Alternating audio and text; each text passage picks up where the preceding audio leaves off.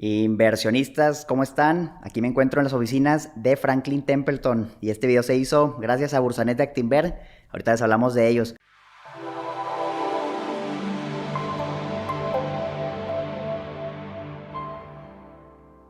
Estoy aquí con Luis González, el director de inversiones en Franklin Templeton. ¿Cómo andas? Omar, bien, ¿y tú? No, pues emocionadísimo. Fíjate que ya hace rato te comentaba ahorita que te seguía el podcast que tienes. Conozco de Franklin, de los fondos. En algunas ocasiones lo hemos mencionado aquí en los videos que subimos. Y pues sentimos que traen muy buenos productos y de eso venimos a hablar hoy. No, perfecto, pues aquí estamos, las oficinas las abrimos para tu audiencia y encantado de participar en tu canal. Estamos aquí en el Ángel de la Independencia, en las oficinas de Franklin. Y para las personas que no lo conocen, Luis, Franklin Templeton, ¿qué es lo que hace? ¿Qué se dedica? Pues mira, Franklin es una empresa que tiene más de 75 años de historia. Nace en el corazón de Silicon Valley, ¿no? Es de las únicas empresas financieras que nacen en el corazón de Silicon Valley. Casi todos están en Nueva York o en Chicago o en Boston. No, Franklin se fue a Silicon Valley, a San Mateo, California particularmente para abrir su matriz. ¿Y quiénes somos? Somos una empresa global que nos dedicamos exclusivamente a manejar dinero. Es decir, somos asset managers puros.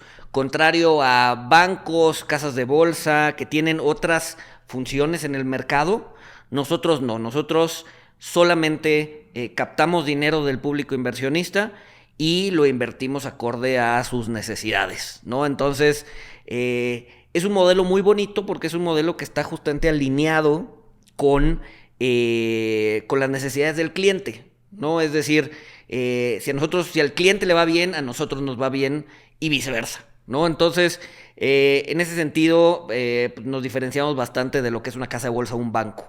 Solamente manejamos dinero, es lo único que hacemos. Está súper bien porque pues justamente se especializan en lo importante, ¿no? Que es cómo moverlo, porque a la hora de invertir dinero, Luis, sabemos que hay riesgos, ¿no? Dependiendo del gestor, pues si una decisión es mal tomada, le puede afectar al patrimonio de las personas. Hablando de lo que hay en general de instrumentos, pues lo catalogamos en renta variable, renta fija, ¿no? Fondos de que tienen acciones, ETFs y fondos a lo mejor más de deuda, algo más estable a corto plazo.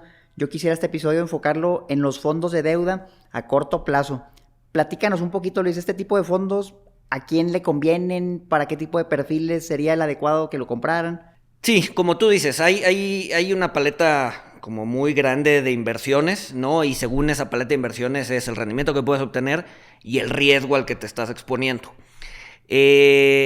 Como bien dices, dentro de la renta fija hay como otra variedad importante de instrumentos en los que invertir. Digamos que lo más seguro en términos de movimientos de mercado, es decir, de minusvalías y plusvalías, los fondos de corto plazo son la mejor opción, ¿no? O es la opción más segura. Ahora, ojo, y aquí me gustaría abordar el tema que es como una especie de mito que el inversionista no termina de romper, y es que la deuda fija es segura, ¿no? Entonces, bueno, vamos a hablar cómo podemos definir seguridad, ¿no? Entonces, muy grosso modo, hablaría de dos cosas. Movimientos de mercado, es decir, puedes perder dinero si algo pasa, es decir, si el mercado se mueve en tu contra, esa es la primera pregunta. Y dos, el riesgo crediticio, ¿no? Entonces, empiezo por la segunda. El riesgo crediticio es el riesgo de que el emisor no te pague. Es decir, tú contratas su deuda o tú compras su deuda y el emisor dice, ¿sabes qué? Quebré, o ¿sabes qué? No tengo los flujos, no tengo el efectivo y entonces no te voy a pagar. Entonces ahí pues puedes perder el capital que invertiste, ¿no? Por otro lado, bueno, y eso depende de su calificación crediticia, ¿no? Si hablamos del gobierno mexicano, si bonos del gobierno mexicano, pues estás en la máxima calificación crediticia, ¿no? Entonces, un CETE, un BONDE, un M-bono, un UDIBono, el gobierno puede, si quisiera, imprimir dinero para pagarlo. Entonces, un default, un riesgo crediticio en la moneda local de un gobierno es bien complicado que no te pague, ¿no? Entonces, si estás en un fondo de deuda 100% gubernamental, pues el riesgo crediticio lo tienes bien amarrado. Es decir, no, la probabilidad de impago es muy baja, si no es que nula. Si estás en un fondo que invierte en corporativos, pues ahí ya va a depender de la calidad de los corporativos. Puedes estar en corporativos AAA, ¿no? Que se asemejan bastante al gobierno mexicano en términos de pago. O puedes estar en instrumentos W, B, C, en donde el riesgo de impago es mucho mayor y ahí sí puedes perder lana, ¿no? Ese sería el riesgo crediticio. Luego tienes el riesgo de mercado, ¿no? El riesgo de mercado es, acuérdense que cuando inviertes en renta fija, si estás invertido, si la tasa sube, pierdes dinero. Si la tasa baja, ganas dinero. No es inverso, hay una relación inversa entre la tasa y el precio. Entonces, si estás en corto plazo, los movimientos de tasa generalmente te afectan poco, ¿no? Tienes poca sensibilidad a los movimientos de tasa. Si estás en un bono de 30 años, entonces los movimientos de tasa sí te pegan y te pueden pegar mucho. Te pongo por ejemplo, en 2021 salió un bono a 30 años en Estados Unidos, ¿no? Si volteamos a ver ese bono de 30 años que salió a $100 por bono, si volteamos a ver cómo está ahorita el papel vale alrededor de $48. Es decir, en 2 años y medio has perdido la mitad de tu capital por movimientos de mercado. Ojo, es Estados Unidos, entonces te va a pagar. Si te llevas a vencimiento ese papel, te va a pagar tus $100 y además te va a haber pagado intereses. Si lo vendes antes de tiempo, entonces vas a generar esa minusvalía y se va a convertir en una pérdida. Entonces perdiste 50 y tantos % de dinero. Entonces, en renta fija sí se puede perder dinero y hay que tener cuidado con eso. Sin embargo, hay formas, y en renta fija y en cualquier inversión, ¿no? En cualquier inversión no existe tal cosa como capital garantizado al 100%. Siempre vas a tener un riesgo inherente. Entonces, dentro de toda la paleta de inversión, lo más seguro es invertir en renta fija de corto plazo, gubernamental. ¿Por qué? Porque no tienes riesgo de crédito o el riesgo de crédito es muy bajo. Y 2, el riesgo de mercado de estos movimientos de las tasas son pequeños. Es decir, un movimiento de la tasa te va a impactar poco en tu capital, ¿no? Entonces, de todo el universo de inversiones, no hay inversión 100% segura. De todo el universo de inversiones, la renta fija de corto plazo es la más segura de todas, ¿no? Oye, entonces, por ejemplo, los fondos de deuda a corto plazo, por lo que nos comentas de los bonos, me imagino que no invierten tanto en bonos, porque estaría el riesgo de que pues, si alguien lo iba a sacar a corto plazo y el bono era 30 años y las tasas, en este caso, teníamos una tasa a cierto valor y luego sale una tasa más alta, pues te afecta tu bono, lo que nos comentas. ¿No invierten entonces en bonos los fondos de deuda a corto plazo? ¿Un porcentaje chiquito? ¿Cómo lo manejan ahí? Claro. Cuando hablamos de fondos, podríamos así, como grosso modo, hablarlo de tres tipos. De corto plazo, mediano plazo y largo plazo, ¿no? Cuando te casas con un plazo, cuando te casas con un plazo, también te casas con una duración, ¿no? Y hago un paréntesis. ¿Qué es la duración cuando hablamos de renta fija? La duración es un numerito que te habla de la sensibilidad que tiene tu papel a movimientos de tasas. Duraciones pequeñas quiere decir que los movimientos de tasas no te afectan tanto. Duraciones altas quiere decir que movimientos de tasas sí te afectan, ¿no? Y generalmente está relacionado con el plazo del bono, ¿no? Entonces, si tienes un plazo de 30 años, vas a tener una duración alta. Si tienes un plazo de 1 año o 6 meses, vas a tener una duración baja. Entonces, regresando a los 3 tipos de fondos. Corto plazo. Cuando te casas con la característica de corto plazo, te casas también con una duración. Y entonces, por prospecto, por ley, tienes que estar entre 0 y 1 año de duración. Ah, ok. Si estás en el mediano plazo, tienes que estar de 1 a 3. Y si eres largo plazo, puedes estar de 3 en adelante, ¿no? Entonces, al ser un fondo de corto plazo, tienes que estar viviendo en la duración de 0 a 1 año. Es decir, poca volatilidad de mercado, ¿no? Acuérdate, algo también en los fondos de renta fija es que por ley tienen que venir con 2 indicadores. Un indicador de la calidad crediticia del fondo y un indicador de la volatilidad de mercado, que generalmente son, la calificación crediticia es un AAA, un AA, un A, lo que sea, y después generalmente viene una diagonal y viene un numerito que va del 1 al 7. Entonces, 1 es muy poca volatilidad de mercado, casi nada. 7 es mucha volatilidad de mercado. Entonces, cuando ven un fondo de renta fija, el que sea, corto plazo, mediano plazo, largo plazo, fíjense en esos dos indicadores. Si es un fondo AAA1, entonces es un fondo con poca calidad crediticia, digo, con poco riesgo crediticio y con poca volatilidad de mercado. Si ven un fondo AAA7, van a ver que tiene buena calificación crediticia, pero mucha volatilidad, ¿no? Si ven un fondo C-7, entonces tienes lo peor de los dos mundos. Tienes mucho riesgo crediticio y mucha volatilidad, ¿no? Eso solo funciona con los fondos de renta fija. Los fondos de renta variable no tienen esos indicadores. Entonces, los fondos de corto plazo, gubernamentales, generalmente son o AAA1 o AAA2. Es decir, poca volatilidad y alto riesgo, alto calificación crediticia, ¿no? Suena súper bien. Por ejemplo, ahorita mencionabas el bondes, que tienen bondes. Pero yo, por ejemplo, lo he visto en CETES directo y ahí el que sale es un plazo de 5 años. ¿Cómo entra, por ejemplo, el bondes dentro del plazo de 0 a 1 año que nos comentas? Para tenerlo en un fondo a corto plazo. Ok. Ojo, el de 0 a 1 año es digamos que un promedio. Sí. O sea, puedes tener instrumentos más largos. Ajá. Ahora, el bondes tiene una característica bastante interesante, contrario al CETE, ¿no? Al CETE generalmente lo compras, es un bono a descuento que le llaman.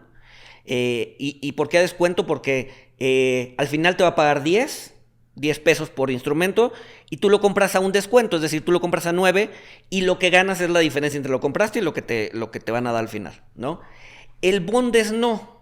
El bondes generalmente lo compras a 100, ajá, y es un bono flotante, es un bono que va acumulando intereses, su precio va subiendo, 100, 101, cuando te paga el interés, te paga digamos que el diferencial entre 100 y el precio, que eso es el interés, y se resetea a 100.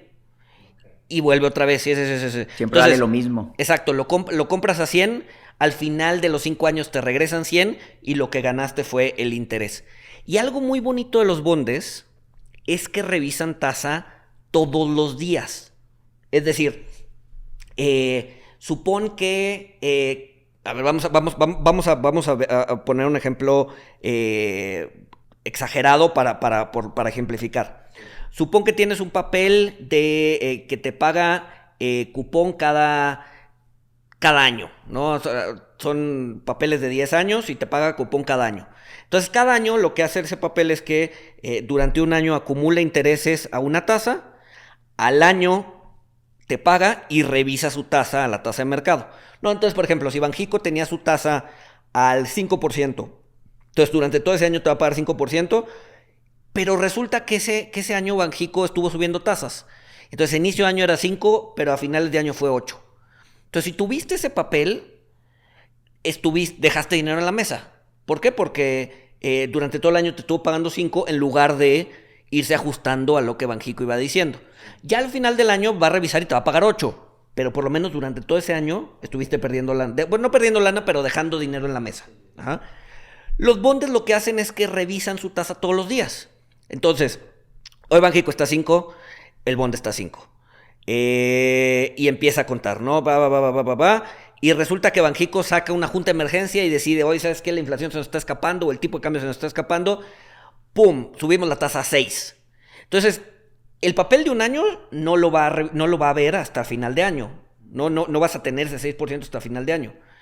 El bonde lo vas a tener al día siguiente de que Banxico tome su decisión. Entonces te revisó la tasa al día y puedes tener una tasa mejor prácticamente al día siguiente de que Banxico tomó su decisión. Entonces es algo bastante particular de este mercado, del mercado mexicano, y yo creo que es el único instrumento flotante que tiene estas características. Casi todos los instrumentos flotantes corporativos te revisan cada 28 días o cada 91 o cada 182. El bonde te revisa todos los días. Oye, está bien interesante. O sea que cuando tú crees que las tasas van a subir, te sirve mucho el bondes porque vas a captar inmediatamente la subida. Pero cuando crees que las tasas van a bajar, ¿ahí qué harías? Por ejemplo, ¿comprarías mejor CETES a un año? ¿Cómo funciona esa gestión que tú haces en el fondo, por ejemplo? Exacto. A ver, sí, como decías, aquí tenemos un fondo en Franklin que se llama el FTLIQ, que es un fondo de corto plazo, AAA2, que lo administramos aquí, lo administra mi equipo, bueno, yo y mi equipo, y lo que hacemos es A ver, tú mismo medio lo dejaste entrever, ¿no? La paleta es un fondo gubernamental. Entonces, la paleta de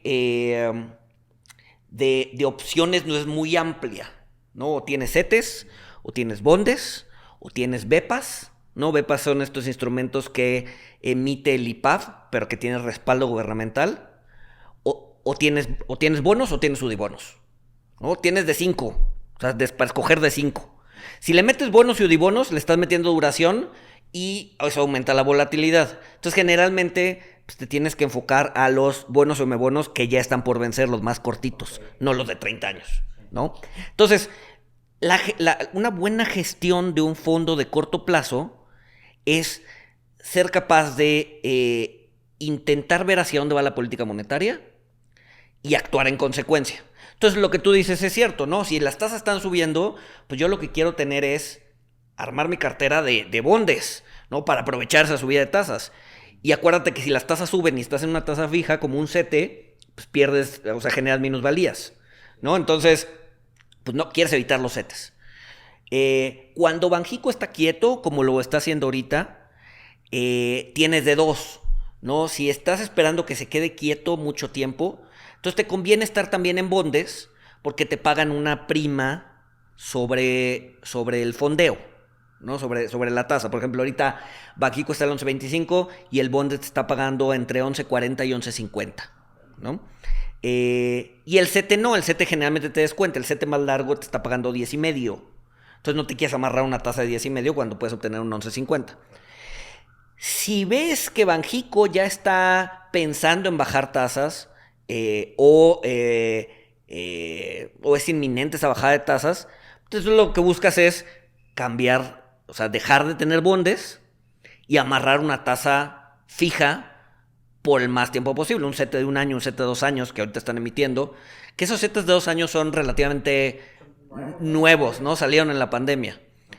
O sea, ya se habían emitido antes, pero durante mucho tiempo el CETE más largo era de 1 año, ¿no? Entonces ahorita o sea, cuando Banxico empiece a bajar tasas, probablemente ir migrando parte de la cartera a un CETE de más largo plazo para amarrar una tasa y que Banxico, con esa bajada de tasas, a mí ya no me afecta, incluso genera plusvalías, porque acuérdate que si las tasas bajan, pues sube el precio, ¿no?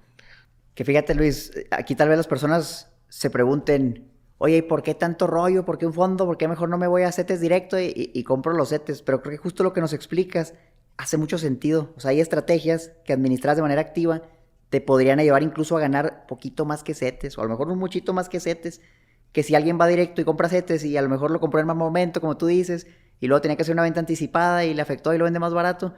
O sea, siento que hay mucho valor en ese tipo de fondos que tal vez alguien que quiere ir a comprar directo los instrumentos en CETES, pues sería complicado no hacer tu gestión de que ahora tengo los bonds, yo tengo los CETES, el tiempo, el conocimiento, pues no es nada fácil. Exacto, ¿no? A ver, de entrada, a ver, nosotros nos dedicamos a esto, ¿no? Son 8, 10, 12 horas diarias de estar viendo el mercado, hacia dónde va, qué hacer, ¿no? La gente que mete su dinero a CETES directo, pues igual tiene otras cosas que hacer, ¿sabes? Son abogados, son maestras, son psicólogos, son ingenieras, ¿no? Que realmente no tienen por qué estar siguiendo el mercado, ¿no? Entonces te compras tu CETE y ahí lo dejas generando. Y está bien, ¿no?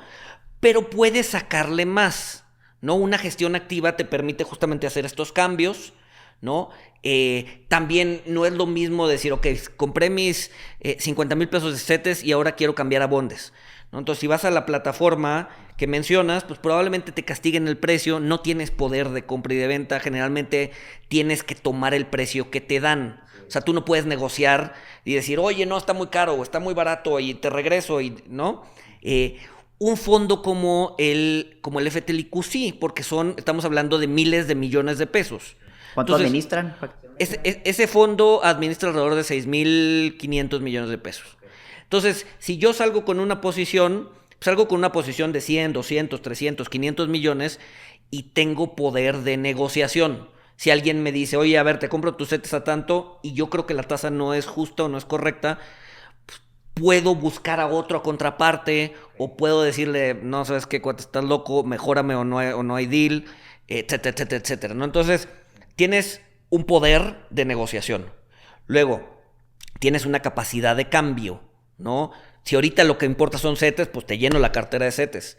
Si mañana lo que importa son bondes, pues me lleno la cartera de bondes, ¿no? Y eso basado en el view de mercado que tiene el equipo, ¿no? Entonces, para que te des una idea, ese fondo en gestión ha ganado cerca de 0.3, 0.4% arriba de CETES, ¿no? Es decir, consistentemente termina arriba de CETES, ¿no? Y cuando inviertes en CETES, pues inviertes en un instrumento de la paleta que te dije. Si de por sí la paleta es chiquita, invirtiendo solamente en CETES, pues se vuelve todavía más chiquita. Y no tienes tanta liquidez tampoco. CETES a un año, pues ahí está el riesgo, ¿no? De que te ofrecen menos, no puedes negociar, la tomas o no tienes liquidez. Y aquí sí, ¿no? En el fondo. Y los fondos, exacto, tienen liquidez mismo día. Si yo necesito mi lana hoy, mis 50,000 pesos, pues puedo vender el fondo y me depositan ese mismo día, ¿no? Sin castigo, y no hay ni siquiera que negociar el precio del fondo. El precio del fondo lo pone una evaluadora externa,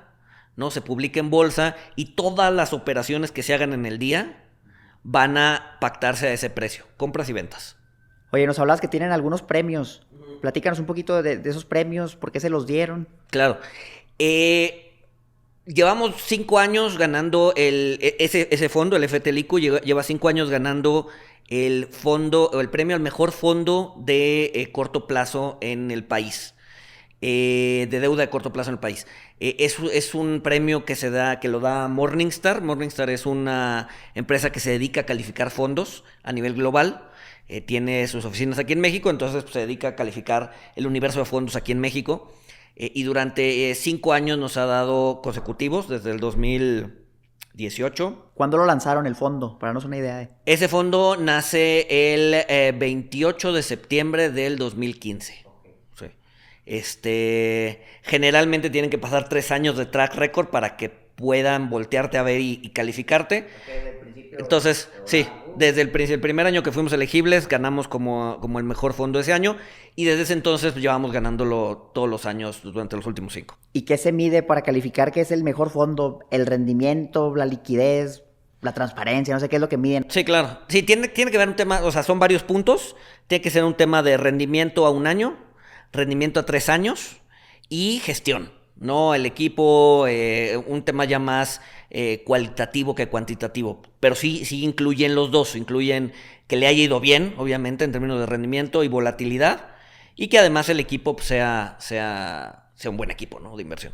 O sea que sería acertado decir que porque tienen el fondo al mejor premio es un fondo de deuda a corto plazo en México, son el top o de los fondos más rentables de deuda a corto plazo en México, porque es lo que califican para darles ese premio, ¿no? Exacto, sí.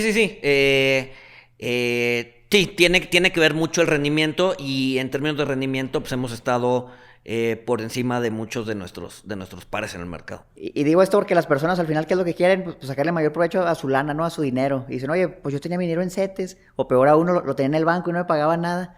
Escucho este fondo FTLIQ de Franklin y me empieza a llamar la atención. Y digo, ok, pues a lo mejor puede ser una buena alternativa. Ahorita platicamos más del fondo para que se vayan dando una idea. Pero a mí sí, la verdad, me sorprendió el fondo cuando lo vi. O sea, yo he visto muchos fondos, muchos no me gustaban. O sea, siento que a veces tienen un reto grande en la comisión, que la comisión es 1 o 2%. Pues en un fondo de deuda a veces hace que como gestor no tengas manera, ¿no? De, pues, ¿cómo vas a ganar 2% más que es complicado? Sí, claro. Pero ustedes tienen una comisión bien bajita, ¿no? ¿De cuánto es la comisión para personas físicas, vaya? Sí. A ver, hay una estructura de fees, ¿no? De fees. Y muchas veces eso no depende tanto de nosotros, ¿no? Generalmente tenemos, si no me equivoco, tenemos 3 o 4 series para personas físicas, y al final del día la serie que adquieres es la serie que te da tu distribuidor, que no depende tanto de Franklin. Sí. No, es más bien el distribuidor pone sus políticas de venta y te dicen, sabes que, a ver, si inviertes de 0 a 100,000 te vamos a dar esta serie, si inviertes de 100,000 a 1,000,000 te vamos a dar esta serie. Entonces va a depender digamos que del distribuidor en el que estés, en donde la serie que te dan. Pero sí, tenemos la serie más barata, digamos, te cobra apenas 0.3%. Es decir, te hablaba hace ratito que el fondo lleva 0.4% arriba de CETES.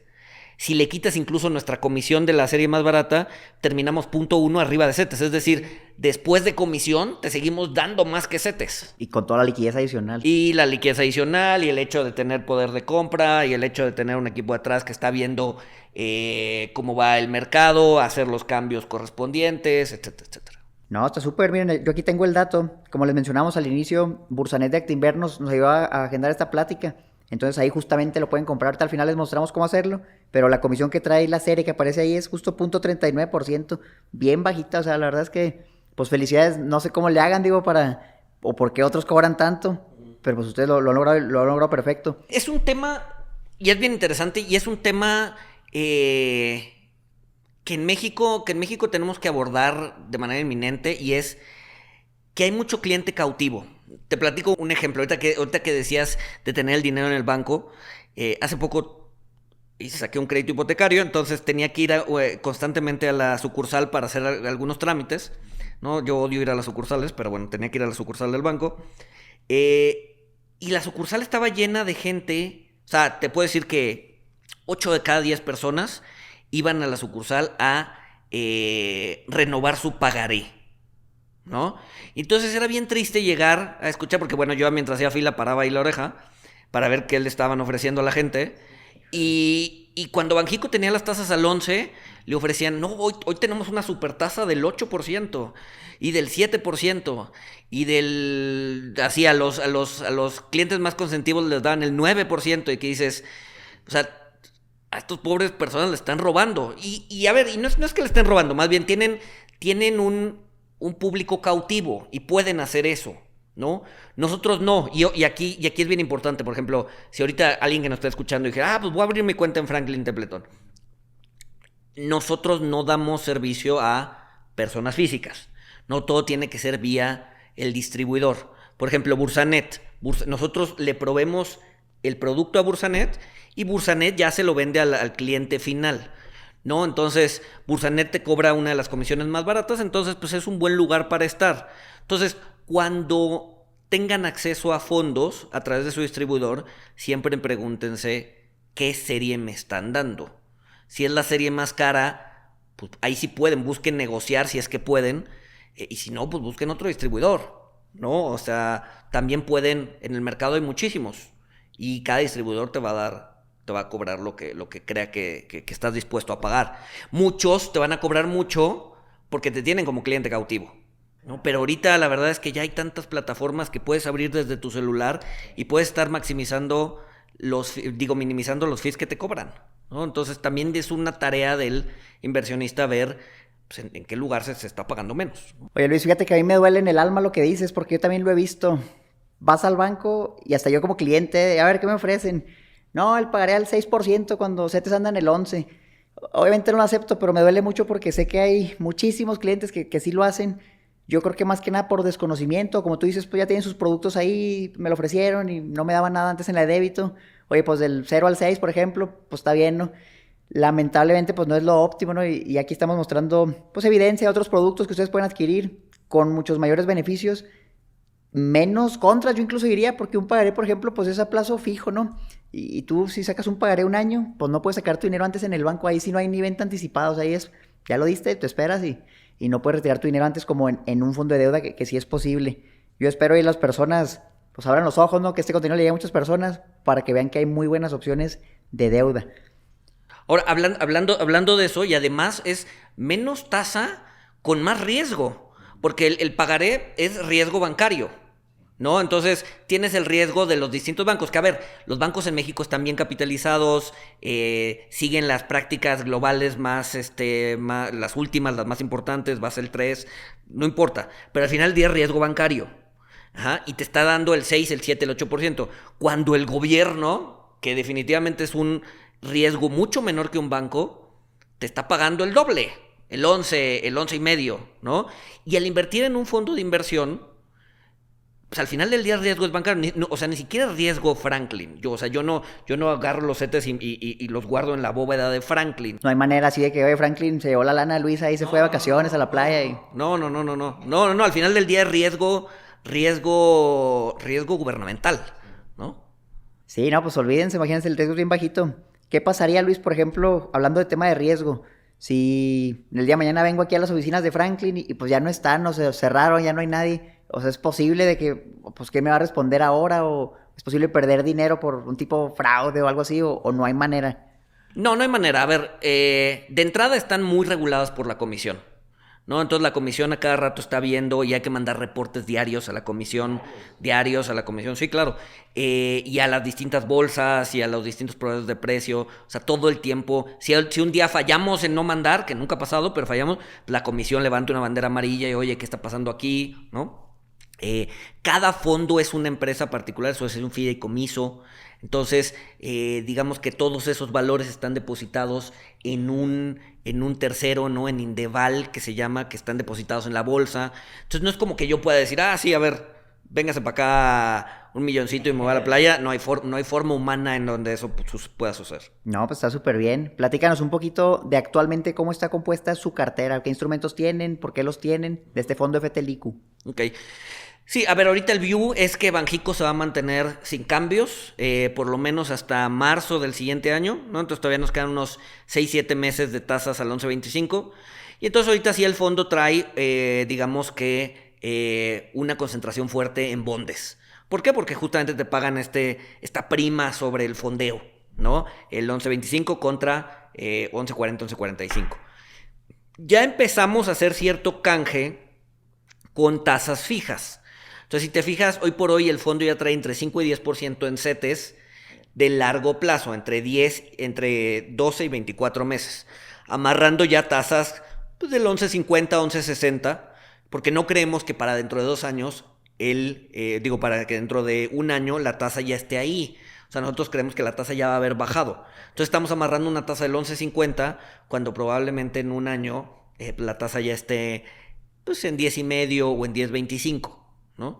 Entonces, sí, ahorita justamente lo que estamos haciendo es mudando la posición de bondes que tenemos a CETES, ¿no? A una tasa fija que nos permita amarrar la tasa alta por más tiempo.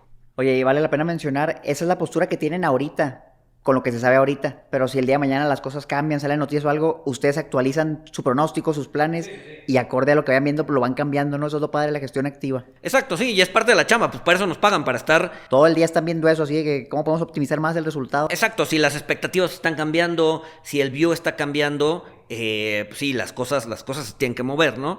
Y aquí me gustaría hablar un poco del equipo de inversión, ¿no?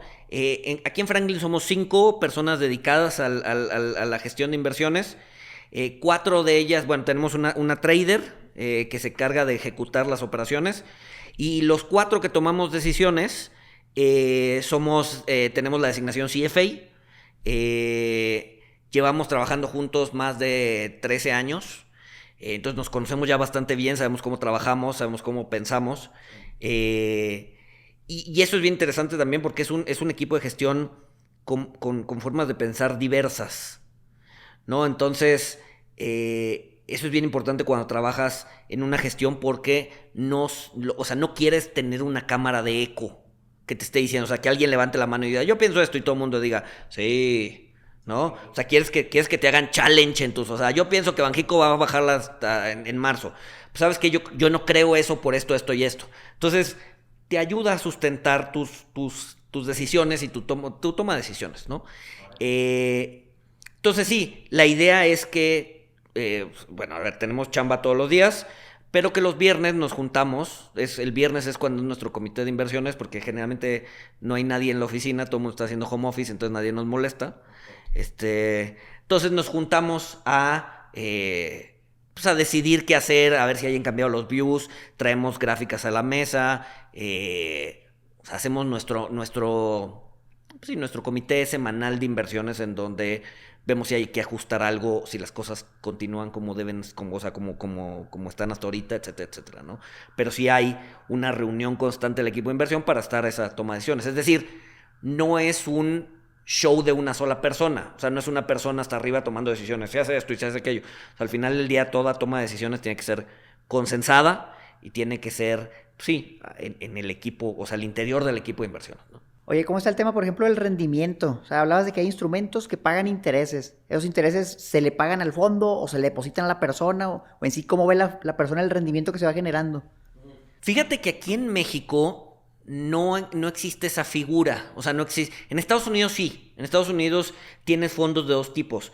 Grosso modo, ¿no? De acumulación, que lo que hacen es que cuando algo al interior del fondo te paga intereses, el fondo lo reinvierte. O de distribución, en donde el fondo, no sé, cada mes va acumulando lo que le van pagando y al final del mes distribuye a los tenedores del fondo. Aquí en México la figura de distribución no existe. Legalmente no se puede implementar. Entonces, todos los fondos en México que veas son fondos de acumulación. Es decir, todos los intereses que va pagando los instrumentos al interior del fondo, o sea, sí se ven reflejados en el rendimiento, pero no se le distribuyen al cliente. Entonces, todos esos digamos que se reinvierten a las tasas que estén en el mercado, ¿no? Y entonces el cliente cuando compra un fondo no va a tener flujo de capital, es decir, no va a estar recibiendo cupones ni intereses, sino que todo, tanto los intereses como la apreciación de capital, va a reflejarse en el precio del fondo. Entonces el cliente solo va a ver apreciación de capital y no distribución de intereses. ¿Sí me expliqué? Sí, sí, claro, o sea, se aprecia el valor del fondo. Ajá. Valía $1, ahora vale 1.05, por ejemplo, y ahí está tu rendimiento, que como tal no te lo pagan, pero si lo quisieras cobrar, pues lo vendes y ya te llegaría, ¿no? Y ahí ya te llegarías. Exacto. No ves flujo, sino el flujo lo ves expresado en el precio del fondo que va creciendo. Que a mí me gusta más eso, fíjate, porque yo probé mucho tiempo y lo sigo usando y son buena opción también, instrumentos en CETES, como mencionamos ahorita. Pero ahí lo que no me gusta es que a veces te pagan y te llega, pero no sabes realmente el porcentaje cuánto fue y calcularlo es más difícil. Y lo que si hubo apreciación o minusvalía, es confuso, ¿sabes? O sea, no es muy claro. Yo me meto a mi cuenta y dice más 10,000 pesos, menos 10,000 pesos. No sé ni de qué cantidad fue, a qué porcentaje. Y por ejemplo, yo he probado con el fondo FTLICO que lo compré en Bursanet y ahí es bien claro, ahí sale, llevas 1%, llevas 2%, este es el monto, este es el porcentaje. No hay fallos, es muy fácil de interpretar. Exacto, sí, porque no tienes flujos. Entonces, muchas veces cuando tienes flujos, el cálculo de rendimiento se complica. Porque, o sea, de entrada hay distintos métodos para sacar el rendimiento. Puede ser utilizando NAV, utilizando TIR, y muchas veces si los movimientos son muy bruscos, las metodologías no cuadran. O sea, sí te metes en una bronca. En cambio, si es pura apreciación de capital o depreciación de capital, el rendimiento es muy sencillo, es valor final entre valor inicial menos 1, punto. Eso fue lo que ganaste. No hay otra forma. Oye, por ejemplo, el tema de los impuestos, pues se generan intereses y esos intereses ustedes los reinvierten, pero ahí se paga algo de impuestos o eso el inversionista lo hace hasta después. ¿Cómo funciona ahí? Ajá. Impuestos, esa es una buena conversación. Generalmente, todos los años, el gobierno te dice cuánto te va a retener de impuestos en instrumentos de este tipo, ¿no? Sale en la ley de ingresos, artículo 21 de la ley de ingresos, ahí te dice, el ISR para el siguiente año va a ser provisional, y eso es bien importante, provisional va a ser de tanto, ¿no? Y ahorita hay mucha queja porque dijeron, oye, este año estuvimos pagando 0.15, pero el año que entra vamos a pagar 1.48, ¿no? Creció muchísimo. Ojo, o sea, ese tipo de encabezados son medio clickbaits para que te metas y veas, ¿por qué? Subieron 9 veces los impuestos. Exacto, subieron 9 veces. No, es muchísimo. Ojo, ese cálculo no es bastante automático, ¿no? Sale de formulitas. Y, o sea, no es como que simplemente hayan dicho, te vamos a cobrar 9 veces más porque sí, jajaja, ¿no? Sino que va a depender de la tasa real, es decir, la tasa esperada del siguiente año menos la inflación esperada del siguiente año. Si tienes una tasa real alta, el impuesto va a ser alto, porque siempre te cobran impuestos sobre la tasa real. Si la tasa real es pequeña o negativa, entonces el impuesto va a ser bajo o cero, ¿no? Entonces se espera que el siguiente año la tasa real sea alta, alrededor del 6,5%, 7%. Entonces es natural que el impuesto que te cobren va a ser alto. Y ojo, es un impuesto provisional. Entonces, ¿qué es lo que hace? Es que Hacienda te dice, a ver, yo creo que el siguiente año va a ser de tanto por ciento en la tasa real. Entonces, te voy a ir cobrando poco a poco parte de ese impuesto. Ya después que se acabe el año, vemos cuál fue la tasa real real, es decir, la tasa real observada. Ajá. Y vemos si te cobré de más o te cobré de menos. Si te cobré de más, entonces en tu declaración de abril, yo te regreso lo que te cobré de más. Tienes impuestos a favor. Si te cobré de menos, me debes lana. Entonces me tienes que pagar. Entonces, ese impuesto provisional al final del día se termina ajustando por lo que realmente te tienen que cobrar. Ajá. Ahora, ¿cómo pagas ese impuesto provisional? El fondo se encarga de cobrártelo. Entonces, por ejemplo, si estás en la BFE1, ¿no? En la serie para personas físicas, todos los días el fondo te va a ir quitando un tantito de rendimiento, que es lo que le corresponde al fisco, ¿no? El impuesto. Uh-huh. Si estás en la serie exenta, por ejemplo, si eres una sociedad civil que es exenta de impuestos, entonces el fondo no te va a cobrar nada. ¿No? ¿Por qué? Porque pues, tú eres exento, ¿no? Entonces, digamos que al inversionista se le va a estar cobrando, ahora sí que a lo chino, el impuesto provisional. Todos los días se le va a estar cobrando. Si al final del año resulta que pagó de más, entonces Hacienda se lo devuelve en abril del siguiente año. Si pagó de menos, pues entonces le tienes que pagar a Hacienda, ¿no? Entonces, digamos que el inversionista no se tiene que preocupar por el impuesto, sino hasta abril del siguiente año, cuando Hacienda le diga, ¿me pagaste de más o me pagaste de menos? Oye, pues tocaste muchos temas muy valiosos, todo ha sido muy valioso, pero esto de los impuestos lo quiero reforzar mucho, porque sí, como tú dices, hay mucho miedo por encabezados clickbait o que asustan a las personas, ¿no? Y personas que nada más ven, ¿vas a pagar 9 veces más impuesto? Pues no, o sea, no, te van a retener más, pero al final lo que se paga va a ser lo mismo, nada más que ajustado. O te quitaron de más y te regresan, antes no te quitaban casi nada y terminabas pagando, depende de cómo estés en el fisco, pues. Pero, fíjate, por ejemplo, es que este tema de los impuestos, hay tantas cosas que quisiera decir. Mencionas, por ejemplo, el tema del interés real. A mí me gustan mucho los instrumentos de deuda porque justamente se paga impuestos solo si le ganas a la inflación. Hay otros, por ejemplo, un sueldo, ¿no? Tú recibes un sueldo y al fisco le da igual si, oye, pues la inflación fue alta, déjame, te quito menos impuestos. Pues no es algo que está en una tabla y la inflación ahí no se toma cuenta. Pero en los intereses que recibimos por nuestros instrumentos, sí, ahí primero es déjame le resto la inflación a tu rendimiento y si te quedó algo positivo, ahora sí nos arreglamos, ¿no? Y te cobro una parte. A lo que voy es que se pagan menos impuestos si tú recibes 100,000 pesos de intereses por medio de un fondo de deuda a corto plazo como el FTLICU, a que si tú recibes 100,000 pesos de tu sueldo, o sea, porque la inflación juega a tu favor. Sí, a ver, nunca lo había pensado así, pero sí tienes razón. Un flujo generado por el sueldo, o sea, al gobierno le vale si te subieron el sueldo arriba de impuestos, arriba de inflación o no, él te va a seguir cobrando según tu bracket. 35, dependiendo del... Exacto. En instrumentos de este tipo, no. Ahí sí, o sea, si tu rendimiento estuvo por debajo de la inflación, no te cobramos un peso. Sí, fíjate, aunque tuvieras la tasa máxima de ISR para persona física, que es 35%, vamos a decir que ganas el 10% en un instrumento de deuda y la inflación fue el 5%, pues en teoría solo pagas sobre la mitad, o sea, en vez del 35%, efectivamente pagarías el 17.5%. Sería como el peor caso en este ejemplo. O sea, imagínate, es una chulada, no se paga mucho menos impuestos por ese tipo de instrumentos. Oye, háblanos un poquito de los reportos. ¿Qué son? ¿Cómo funcionan? ¿Los tienen en su portafolio? Claro. El reporto es, digamos que la inversión más a corto plazo que existe. No que existe, pero sí es, dentro del mercado de deuda es una inversión generalmente a un día, ¿no? O sea, este fondo, como tiene liquidez diaria, o sea, no puede estar 100% invertido, ¿no? Porque imagínate si ahorita de repente viene un inversionista grande del fondo y me dice, oye, ¿sabes qué? De esos 6,500 millones necesito que me deposites 1,000 millones, ¿no? Entonces, dado que el fondo tiene liquidez diaria, si yo estuviera 100% invertido, pues voy a tener que salir a veces a vender y si la condición de mercado no es la adecuada, pues podría ejecutar alguna minusvalía, ¿no? Entonces, ¿cómo eliminamos ese riesgo? Pues a través de los reportos. En esencia, lo que te estoy diciendo es que el fondo tiene alrededor de 30% de sus activos líquidos, ¿no? Eso no quiere decir que no paguen dinero, es que no paguen rendimiento.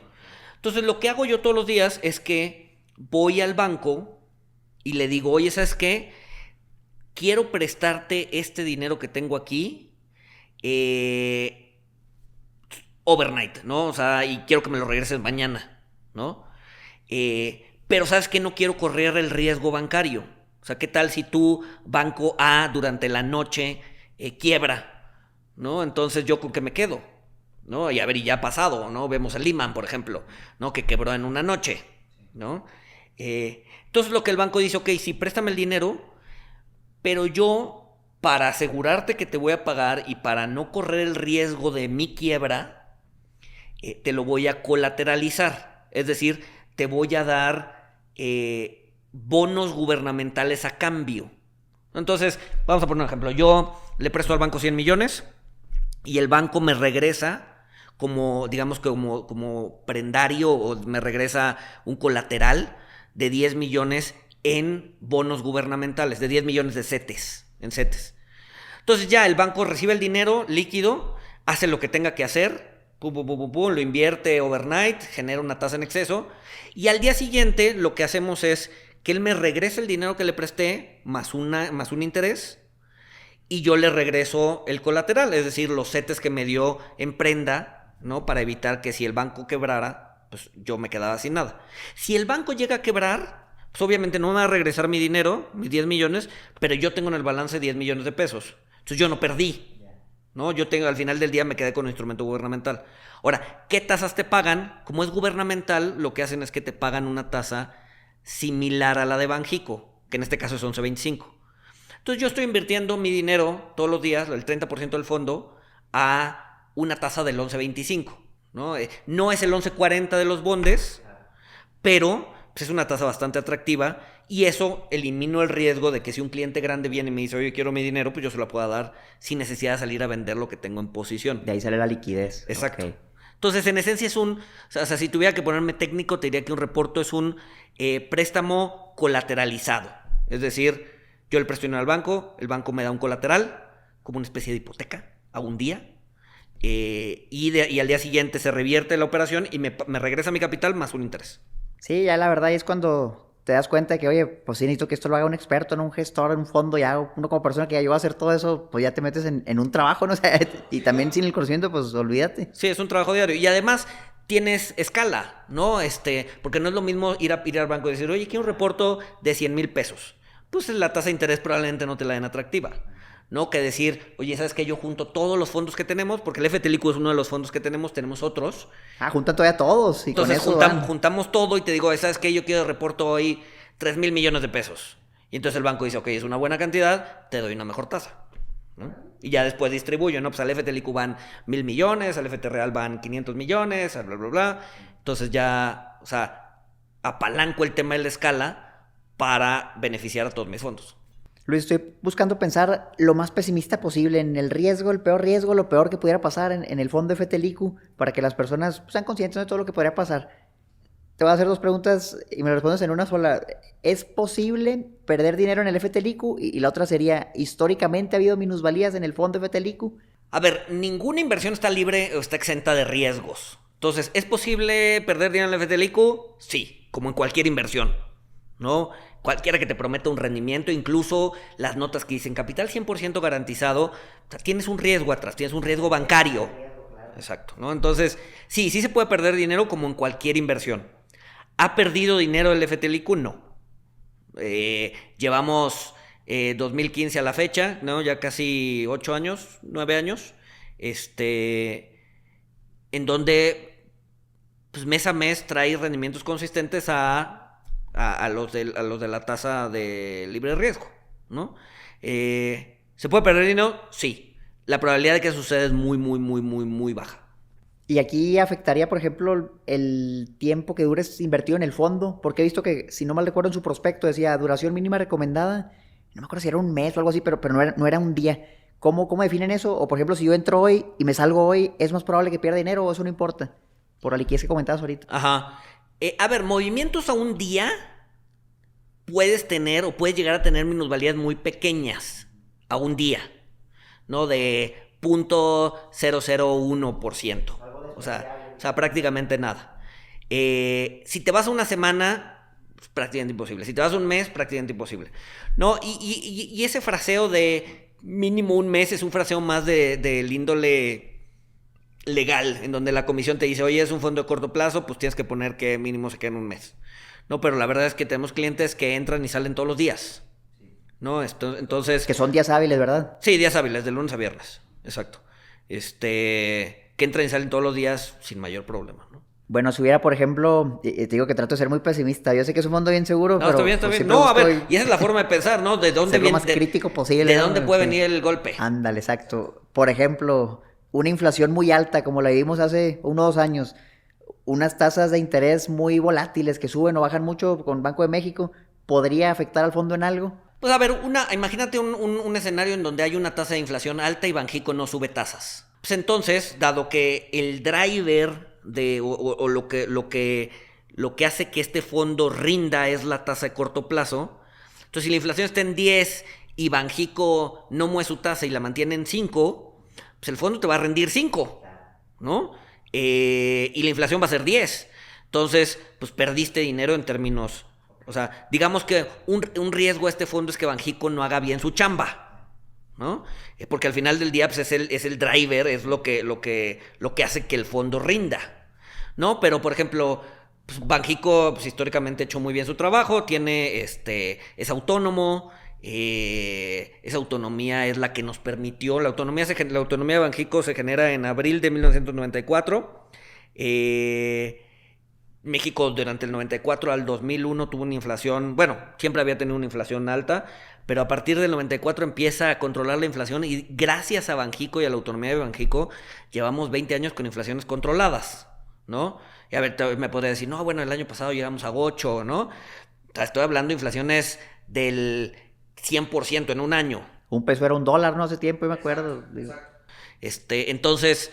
O sea, esa autonomía y esa buena gestión de Banxico pues te permite tener cierta certeza de que pues, tiene un buen manejo y por lo tanto tu dinero en el FTLIQ, que responde a lo que hace Banxico, pues te va a dar rendimientos arriba de la inflación, ¿no? Bueno, y por ejemplo, el tipo de cambio, no sé, ahorita que dólar sube, baja mucho, ¿podría afectarle en algo al FTLIQ? Es que las personas aquí me gusta mucho que sepan todo y se queden tranquilas, ¿no? O que por lo menos sean conscientes de lo que podría pasar. A ver, de manera directa no está relacionado el tipo de cambio, movimientos diarios del tipo de cambio a este fondo no tienen absolutamente nada que ver. Hay un riesgo, si hay una depreciación constante del tipo de cambio, eso generalmente puede traducirse en inflación y mayor inflación pues va a implicar mayores tasas. Entonces te podría decir que si vemos un repunte inflacionario, Banxico va a subir sus tasas y eso pues podría beneficiar al rendimiento nominal del FTLIQ, es decir, en lugar de ganar el 11.25 pues va a estar ganando el 13, ¿no? Por decir algún número, ¿no? Pero digamos que los movimientos diarios del tipo de cambio no afectan en absoluto en la gestión de este fondo. Las personas que nos llevan escuchando ya prácticamente 1 hora, que ya dijeron, no, pues ya me convenciste, me gustó, sí le quiero entrar, pero quiero investigar más del fondo, quiero ver todo lo que pueda ver del fondo, ¿dónde pueden consultar más información? Claro.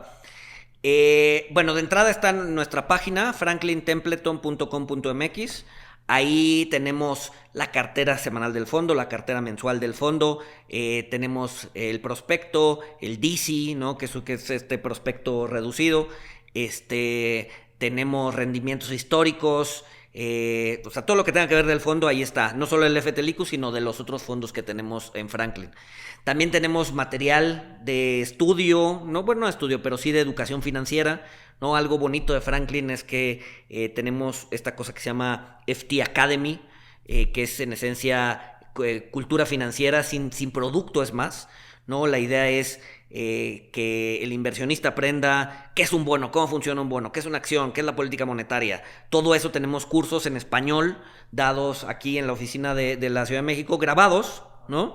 A demanda, ¿no? Tú puedes entrar, metes a FT Academy, oye, pues quiero saber de estos 30 temas que hay, me interesa saber qué es la política monetaria. Pum, lo pones y es un video de 20, 30 minutos en donde te explica en español, con peras y manzanas, qué es la política monetaria, ¿no? Entonces hay recursos. ¿Tiene costo eso? No, completamente gratis para las personas que quieran entrar a nuestra página. Y además, con el CFI Institute, yo y otro cuate tenemos un podcast, como lo mencionaste al inicio, que se llama Money Talks, el otro lado de la moneda. Estamos sobre todo en plataformas de streaming de audio, ¿no? Spotify, Amazon, en donde hablamos de temas ya sea de coyuntura, qué está pasando con el dólar, qué está pasando con la Fed, ¿no?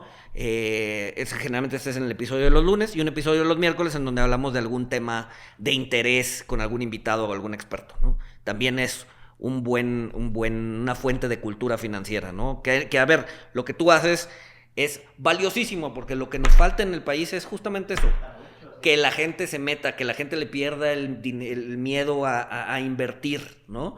Que la gente saque su dinero del colchón, que se bancarice. Eso es lo que le falta al país, ¿no? Entonces, todo lo que sea cultura financiera, a mí me encanta. ¿Qué le dirías a una persona que ya lleva aquí la hora y justo está aquí porque quiere aprender un poquito más de inversiones? No necesariamente de los fondos, también de otras cosas, que si la bolsa, acciones, de todo. ¿Dónde crees que se pueden capacitar? O, por ejemplo, de tu perspectiva personal, ¿cómo fue que llegaste a donde estás ahorita? Por si a alguien le interesa meterse más a este tema. Pues mira, poco a poco ha ido creciendo la cantidad de información que hay en el mercado. Entonces, o sea, ya sea con canales como el tuyo, con el podcast, o sea, hay distintas formas de educarse. Algo más formal, ¿no? Te puedes, por ejemplo, hay Viva, la Bolsa de Valores y la Bolsa Mexicana tienen programas de estudio, tienen cursos, ya sea en línea o cursos presenciales en donde te puedes meter, tiene diplomados. O sea, hay muchísimas opciones para, pues ahora sí que para entrarle y para empaparte más de cultura financiera. Y no tienes que ser financiero para hacerlo, ¿no? Al final del día, pues todos tenemos algo en común, que es el dinero, ¿no? Entonces, pues no tienes que ser financiero para buscar invertir, ¿no? Puedes ser abogado, dentista, lo que sea. La cultura financiera es básica, ¿no? Ahí lo tienen, inversionistas, desde la voz de Luis González, director de inversiones en Franklin Templeton. Aquí les voy a dejar un tutorial de cómo comprar el fondo en Bursanet si lo quieren hacer. ¿Algún mensaje final, Luis, que quisieras mandar a la audiencia que nos escuche?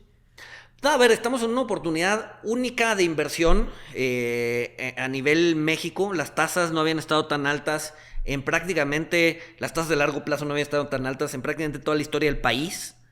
Las tasas de corto plazo sí habíamos tenido tasas de 40, 50%, pero las de largo plazo, de 10, 20 y 30 años, nunca habían estado tan atractivas, ¿no? Hoy es el momento de amarrar una tasa 10 años, 20 años para sus ahorros, sus pensiones del 10%, pues ahora sí que sentarse a ver su dinero crecer, ¿no? Entonces, pierdan el miedo a invertir. Hay equipos especializados como el de Franklin, hay fondos especializados como el de Franklin que les puede ayudar pues a tener o a lograr sus metas financieras. Entonces, busquen un asesor, vean las opciones, no descarten el FTLIQ, no por nada hemos sido durante 5 años el mejor fondo de corto plazo en México y pues nada, anímense. Y bueno, si te interesa comprar este fondo, lo primero que debes hacer es bajar la aplicación de Bursanet en tu celular, ya sea para la Play Store o la App Store. Cuando te registres, ponle el código OMAREF y te van a regalar 100 pesos al invertir tus primeros 1000 pesos. Luego abres la cuenta y la fondeas. Te vas a la sección de invierte, supermercado de fondos, y ahí lo que vas a encontrar va a ser un montón de opciones para buscar fondos de inversión. Para encontrar el FTLIQ, te puedes ir al que dice comisiones más bajas, y ahí vas a filtrar de menor a mayor comisión para que lo puedas encontrar. Le picas al que dice comisión y te sale a mero arriba FTLIQ con una comisión del 0.30%. Te sale la información del fondo y le das donde dice comprar. Aquí vas a poder especificar cuánto vas a querer comprar. Le puedes poner la fecha de la orden, el número de títulos que quieres comprar y ya simplemente le das al botón comprar para que se haga la compra en horario hábil.